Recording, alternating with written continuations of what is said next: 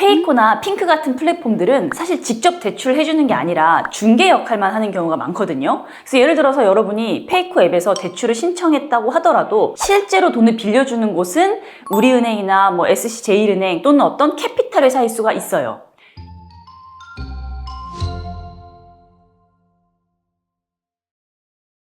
안녕하세요. 회생이 다비지의 이미지 변호사입니다.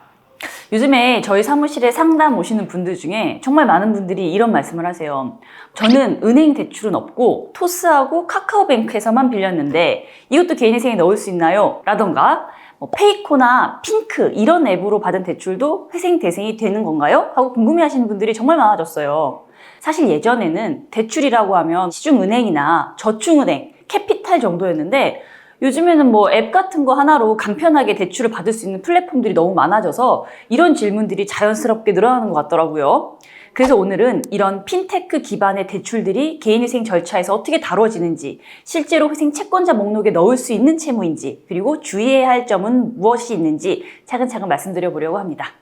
자, 먼저 결론부터 말씀드리면 카카오뱅크나 토스뱅크 같은 인터넷 전문 은행에서 받은 대출은 당연히 개인회생 채권자 목록에 포함시킬 수 있습니다. 이들은 엄연히 은행법상의 정식 금융기관이거든요. 그냥 영업 방식이 기존의 시중은행과는 좀 다를 뿐이지 법적으로는 똑같은 금융기관인 거예요. 그런데 여기서 조금 복잡해지는 부분이 있어요. 페이코나 핑크 같은 플랫폼들은 사실 직접 대출해주는 게 아니라 중개 역할만 하는 경우가 많거든요. 그래서 예를 들어서 여러분이 페이코 앱에서 대출을 신청했다고 하더라도 실제로 돈을 빌려주는 곳은 우리은행이나 SC제일은행 또는 어떤 캐피탈 회사일 수가 있어요. 이런 경우에는 개인회생 신청서를 작성할 때 페이코가 아니라 실제 대출을 실행한 금융기관을 기재해야 합니다. 만약에 잘못 적으면 나중에 법원에서 보증명령이 나올 수 있어요. 그러니까 대출을 받으실 때 그 약정서나 계약서를 좀 꼼꼼히 보시고 실제 채권자가 누구인지 정확히 파악을 해두시는 것이 중요하겠죠. 그리고 최근에는 마이데이터를 기반으로 소득이나 신용을 좀 실시간으로 확인해서 AI가 승인해주는 대출들이 많아졌는데요. 이게 편리하긴 하지만 나중에 개인회생을 할 때 서류 준비가 좀 까다로울 수 있어요. 왜냐하면 계약서나 거래 내역, 부채 증명서 같은 것들이 앱 안에만 있거나 출력이 제한적인 경우들이 있거든요.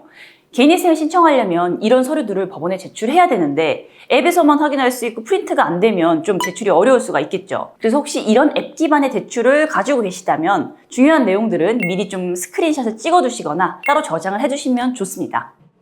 또 하나 말씀드리고 싶은 건 핀테크 대출이라고 해서 조건이 다 좋은 건 아니라는 점이에요. 앱으로 간편하게 빌릴 수 있다고 해서 이자가 낮은 건 아니거든요. 그러니까 오히려 제2금융권 수준으로 이자가 높은 경우도 많고 연체가 시작되면 연체 이자나 지연 손해금이 굉장히 빨리 붙는 경우도 많아요. 특히 토스뱅크나 카카오뱅크 같은 경우에는 연체가 되면 앱을 통해서 바로바로 이제 알림이 오거든요. 그래서 심한 경우에는 계좌 사용을 제한하기도 합니다. 그래서 연체가 시작되기 전에 개인회생을 고민하고 계시다면 좀 미리 상담을 받아보시는 것이 현명하다고 생각합니다. 그리고 이 채권 출시 방식도 기존 은행들과는 좀 다른 특징들이 있어요. 핀테크 대출이 연체되면은 위탁 추심 회사가 바로 개입을 하게 되는데요. 앱을 통해서 푸시 알림이나 문자, 전화 이런 방식으로 굉장히 빠르게 추심이 시작되는 경우가 많아요. 이런 상황에서는 법원의 채권자 추심 금지 명령이나 채무자 대리인 제도를 좀 적극적으로 활용해서 심리적 부담을 낮추는 것이 필요하겠죠. 그런데 여기서 주의하셔야 될 점이 하나 있어요. 모든 핀테크 거래가 반드시 회생 채권이 되는 건 아니라는 점이에요. 예를 들어서 일부 후불 결제 서비스나 단순 외상 매출 형태의 채무는 법원에서 회생 채권으로 인정하지 않을 수도 있거든요. 그래서 각각의 앱에서 받은 대출이나 서비스가 정확하게 어떤 구조인지, 실제 채권자가 누구인지를 반드시 확인해 보셔야 해요. 또 일부 대출 앱의 경우에는 서비스가 종료되거나 앱에 접근할 수 없게 되는 경우가 있어서 부채 확인이 나중에 좀 어려워질 수도 있어요. 이런 상황에 대비해서 각 앱의 고객센터 연락처나 대체할 수 있는 자료 입수 방법도 좀 알아두시면 좋겠죠. 그리고 법원에서 추심 금지 명령이 내려지면 이후부터는 추심이 중단되어야 하거든요. 근데 간혹 일부 위탁 업체에서 이를 제대로 지키지 않는 경우들도 있어요.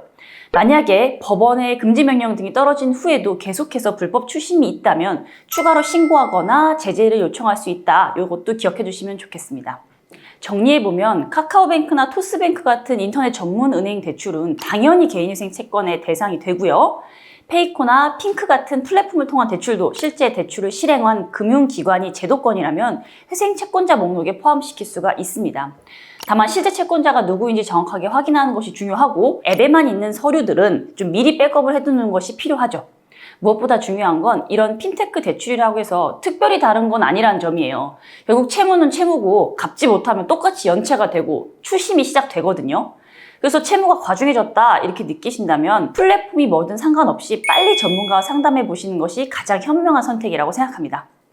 자, 혹시 지금 이런 핀테크 대출로 인해서 경제적인 어려움을 겪고 계시거나 개인의 생에 대해서 좀 더 자세히 알고 싶으시다면 주저하지 마시고 아래 고정 댓글에 남겨드린 저희 사무실 연락처로 연락 주시기 바랍니다. 감사합니다.